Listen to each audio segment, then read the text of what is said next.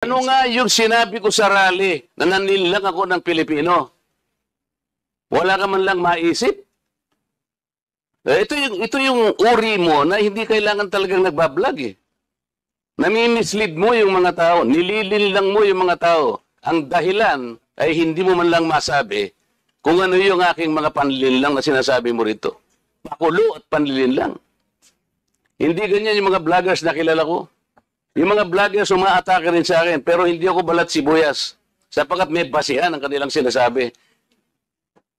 Yung pinag-uusapan siguro namin dito. Gusto nila niyang tingnan siguro kung ano yung mga seeds ng mga aming pinag-uusapan dito. Hindi ako balat sibuyas, pero ito, wala akong makitang panlilang na ginawa ko sa ating mamamayan. Ikaw, ang lakas ng loob mo na mag-vlog. Abogado ka pa naman. O ano? Gusto panoorin ko po mamaya itong kung ano yung Ayun ang hirap sa atin, Mr. Chair eh. ano po kasi Isip-isipin mo, bigla ka na lang gagawa ng isang vlog na ngayon ay tatanungin kita ng diretso. Wala ka man lang masabi, kahit isang panlilin lang. At ang inaakala mo, baka sakaling doon sa rally.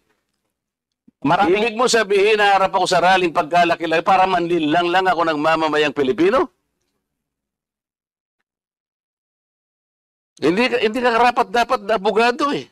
Hindi ka dapat magturo sa Ateneo. Sinasabi ko sa iyo ngayon. Ako hindi ko inaukusahan ng mga vloggers.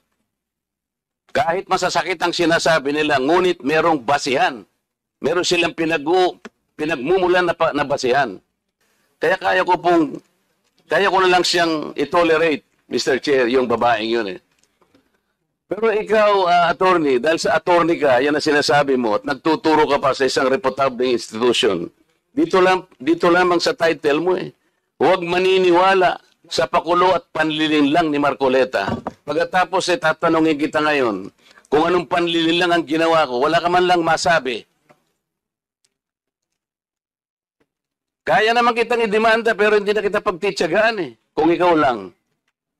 Gusto ko lang malaman ng mga tao, na walang basihan itong ginagawa mo. Para sa akin, sapat na nakabayaran sa'yo.